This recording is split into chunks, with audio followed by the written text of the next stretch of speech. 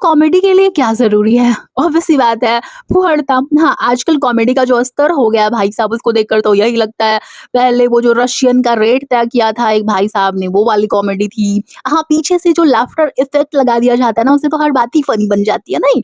उसके बाद अभी नए-नए मार्केट में एक भाई साहब आए हैं, नए तो नहीं है थोड़े पुराने हैं।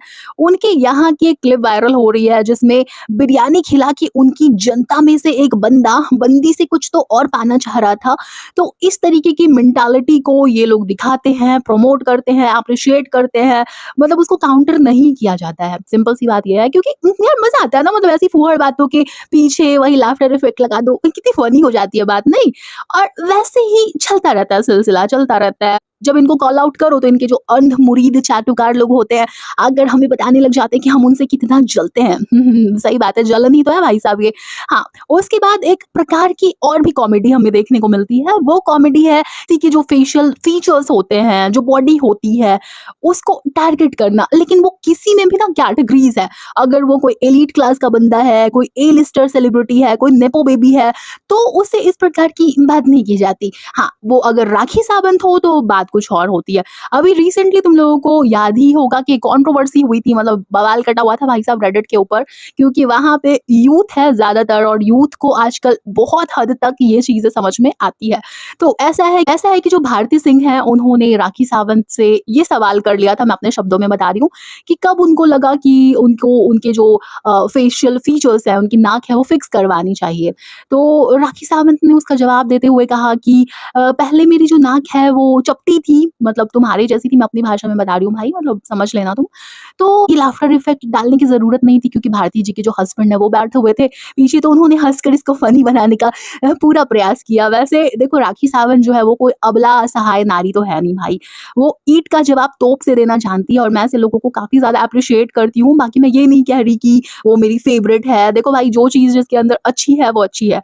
लेकिन ये पैटर्न है भारती सिंह का कि उनको किसी को इस तरीके से पता नहीं क्यों टारगेट करना होता है। मुझे ये नहीं पता कि ये बात उनके स्क्रिप्ट का हिस्सा होती है या फिर उनको ऐसा लगता है कि कोई तो फ़नी बात है। वैसे ये वही भारती सिंह है जिन्होंने बहुत ज़्यादा सामना किया था बॉडी शेमिंग का, उनके वेट के लिए लोग उनको काफ़ी ज़्यादा टारगेट करते थे और ये सारी दास्तान उन्होंने ही सुनाई है भाई, अपनी स्ट्रगल की जो दास्तान है उन्होंने ही बताई, आप लोगों ने भी सुनी होगी ये बात।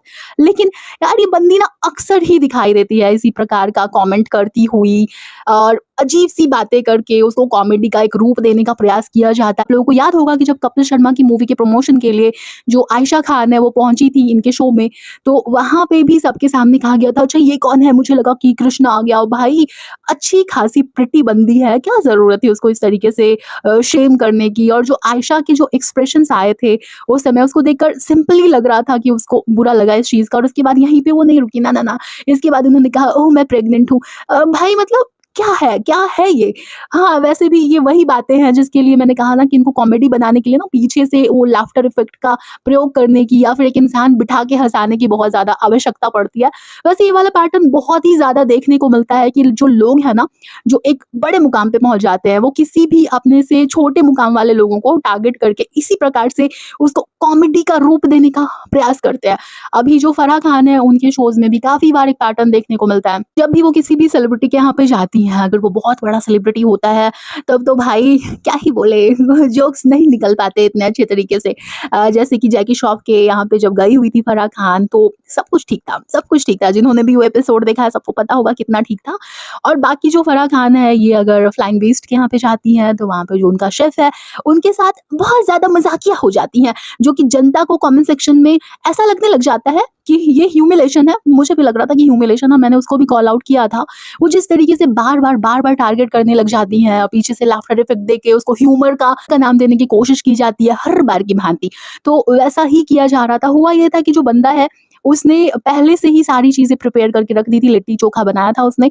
तो इसी बात को लेकर यार जब तक ये एपिसोड चल रहा था, वैसे एपिसोड तो हमने देखा हार्डली 20-25 मिनट का होगा, मुझे याद नहीं है कितनी टाइम ड्यूरेशन थी उसकी। लेकिन शूटिंग जो हुई होगी उस समय सोचो कितने घंटों तक इन्होंने लगातार अपने जो जोक्स हैं उसे शिकार बनाया होगा। उन भैया को, और उनको ऑब्वियस सी बात है बुरा लग रहा होगा यार, हर कोई ना कैमरा फ्रेंडली नहीं होता। सेलिब्रिटीज को देखकर भी लोग कॉन्शियस हो जाते हैं, आम लोगों की बात कर रही हूँ।